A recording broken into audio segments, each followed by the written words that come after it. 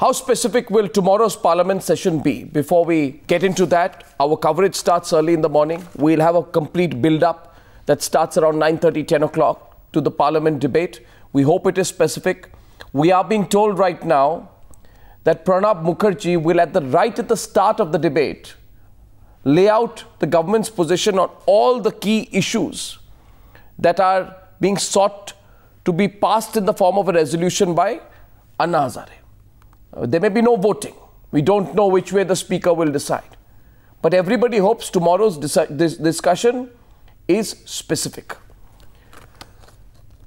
Aarti Jairath, Senior Editor of the Times of India, thank you very much. Farah Naqvi, member of the NAC.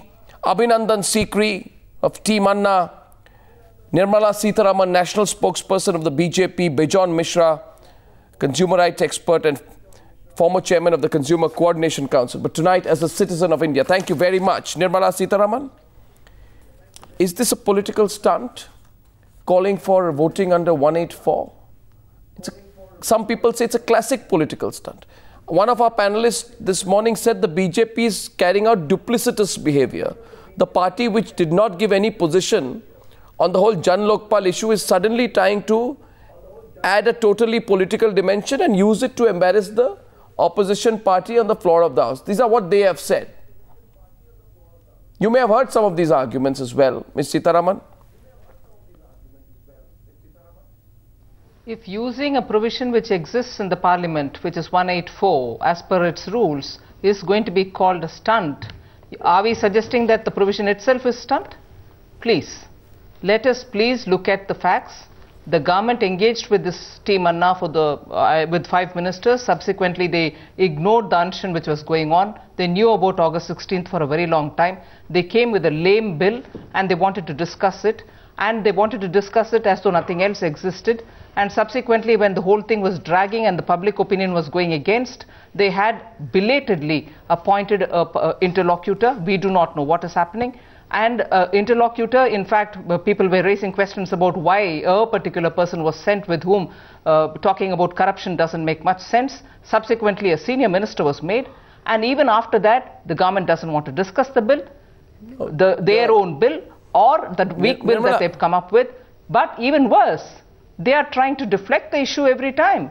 And today, in fact, from day before yesterday, Leader of the Opposition, Sushma Swaraj, has been constantly in touch with the Parliamentary Affairs Minister to understand what is the government's position, how are they going to handle it, is there going to be a discussion? They're against voting. We have been talking about every clause of Jan Lokpal bill versus the government bill. In fact, I don't even agree with you when you say you didn't have a position at all. I've been on your show several times explaining the 6 critical difference between the 2 bills and what position we've taken. You had special interviews with Shri Arun Jaitley to find out where the BJP stood. And in spite of all that, I really don't see how you repeat that we don't have a position. In any case, we've evolved our position even further. We've had discussions on every one aspect of the bills. And we've come out openly in response and in recognition of the public sentiment which is coming. Contrary to this, the government, in spite of engaging with 5 ministers, having sent interlocutors, and again, after having appointed a very senior minister to have dialogue, is still dragging its feet. Tell us what the government wants. And at a time when it has to be discussed, you didn't have the minister or the parliament discussing it. You have a fantastic deflection saying, we are only widening the debate now with a person 74-year-old sitting there and in an indefinite fast. You're saying, let us widen the debate now? Where is the debate happening? And if at all that was the purpose, elevate the debate, elevate, not widen, elevate the debate. During a question hour, elevate the debate. Read out speech, which is not the customary practice. No, it's not widen the debate. The word used is elevate the debate. Elevate the debate is the operational word. Very well. And Nirmala Sitharaman, tonight I don't want to get into make it much more, spiritual if you like it. But is this the time? No, it's not the time. It's not the time for you and me to debate whether or not in the past on previous episodes of the News Hour I have asked you and you have not given me a position. I have a different memory of it. You have a different memory of it. Maybe, you're recollecting the past in different ways. That's irrelevant to the present discussion. Question here is this.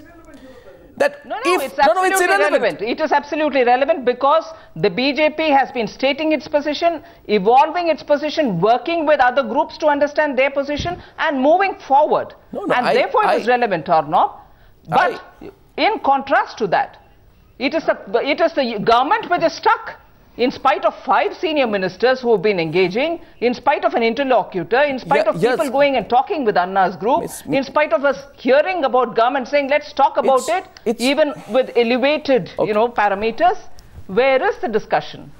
So I think what you have to please recollect for the sake of the benefit of your audience is, as a principal opposition party, not only are we evolving and engaging in discussions with the people, we are also every time asking the government to say, tell me your position. Ms. And today, if you think we are quibbling on, Ms. Sitharaman, now you see, Ms. Sitharaman, let's get the other voices in. Ms. Sitharaman, let's get the other voices in. We want the Congress party to state its position clearly. Let's get the other voices in. Let's get the other voices in. History is fantastic.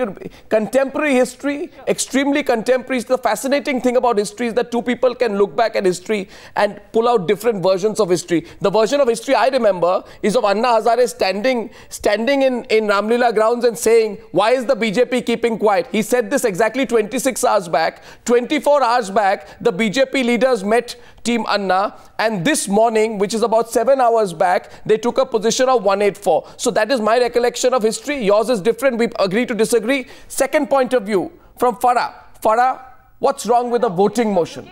A voting motion that brings a sense of finality. With me talking to you, recollect recent history in your words. Yes. Now here's one. Farah Naqvi. Will be much more, Farah Naqvi. Okay, let's get a second view in. Farah Naqvi, my question to you is, what is wrong with a voting motion that gives a sense of finality to the issues that Anna Hazare is seeking to be resolved before calling off his fast? Is there anything wrong with that? See, Arnab, I think the issue of voting, non-voting, as far as I'm concerned, I'm not a politician, and I think that this is trying to ratchet up the fever. I want to really respond to you at 3 levels. One, as a human being, as an activist, and as a citizen. As a human being, we've all been watching a fairly sprightly 74-year-old man slowly starving himself to death before 24/7 cameras. He's visibly lost weight, his eyes are sunken in, and both Team Anna as well as the government have to do whatever it takes to make him stop this fast. Nobody would want him to go. There will also be a huge fallout. So, I mean, that's one. At a human level, it's just dreadful to watch this scene on television, and I think we have to do whatever it takes. As an activist, I want to say, and I want to speak to Anna Hazare and to his team, they have already won a huge moral victory. Today, we are all here debating corruption, various versions of various bills. When I hear people and I've heard it on your program so many times today, this bill has come 11 times, now let's pass it tomorrow and so on. I may be the stupidest person on your panel or not, but I never read any other version of a Lokpal bill.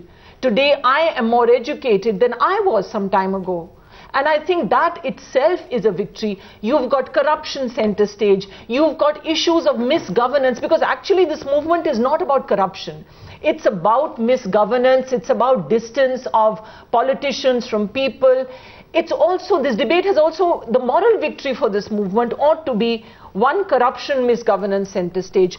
2, the nature, the content of parliamentary debate center stage. Parliament is an institution I will defend till my dying breath, but it has not served us as well as it should have. Our parliamentarians have a lot to be answerable for. Parliament, the quality of debate, the people screaming at each other, the number of days has increasingly shrunk from 1956 to today. Parliament, Lok Sabha, Rajya Sabha is meeting half the number of working days. No, 1 second. These are shocking statistics. Farah, Parliament passes laws, 30% almost of laws are passed with 5 minutes. Consider this. Can I just consider one point. One point, Farah. The last point is this debate has also brought center stage the role of civil society in lawmaking, and that is such a welcome thing. So I think on a man has fasted, and I hope he's not fasted for one bill. Here's one point. Yes, he was fasting for one bill. That issue is absolutely center stage, and I believe that fast should be called off. Farah, let's be clear. He was fasting for one bill because he does believe that one bill will have a long-term effect. he was not fasting to be on 24/7 television. He was fasting for a bill. He will not. The question is he going to be satisfied with nice homilies tomorrow in Parliament? That is the point. If there is commitment towards that, what is the problem with agreeing to meet him some way and give him some kind of a commitment? Let me get Abhinandan Sikri's third point of view in. Abhinandan Sikri, what do you think? One sec, third point of view. I'm coming back after Abhinandan. Yeah. I just like to reiterate, because there seem to be different versions of what Anna has actually offered. He has said that there should be a resolution passed in Parliament which has three aspects. Yes. One, that the lower bureaucracy should be included in the Lokpal bill that is passed. Two, that there should be state lokayukts. And three, that there should be the Citizens' Charter. That is his only demand to break the fast. About passage the bill, ramming it through, that is not the demand. So that's something that I'd like to clarify, because a lot of people seem to be saying that he wants to, overrule Parliament. That is not the case. B, these demands, as Mr. Vilas Rao Deshmukh said 2 days ago, are not a big deal. And I'm sure Ms. Naqvi would say they're not a big deal in whatever form this bill comes. That it should have a Citizens' Charter. That's the whole purpose, that corruption can be fought at all levels. And it should have state lokayukts. Whether or not how they tie in with the central lokayukt is a matter of technicalities. I'm sure very accomplished people like her can discuss that. But these three mota demands, what you call, are not a big deal. No, and people have gone on record who are part of the government saying it's not a big deal. I don't know why the government is still dithering on it. And another thing I want to point out is today Rahul Gandhi's statement, which really depressed me and I'm sure a lot of other people, they're saying let's broad-base the discussion. So if we're talking about the faith of the government, how much faith we have in it, suppose tomorrow they say let's just not broad-base it from the three bills, let's broad-base it. Should be a statutory body or a constitutional body. How broad is broad-based? I mean, it makes me worry for Anna that right now it was, Prime Minister said day before yesterday, we will look at all three bills and we will see whatever is the best we'll pass. No, what worries Prime Minister wanted to debate three bills as they stand now, which was supposed to be a statutory body. A very relevant question. Now suddenly he says it should be a constitutional body. So it just makes me worry if... No, my relevant question here is, if it took us 43 years to not achieve a statutory body, will it take us a century to achieve a constitutional authority? And what is the guarantee that that will be done in a time frame? Let me get a fourth perspective in from Aarti Jairath. Aarti, what do you think?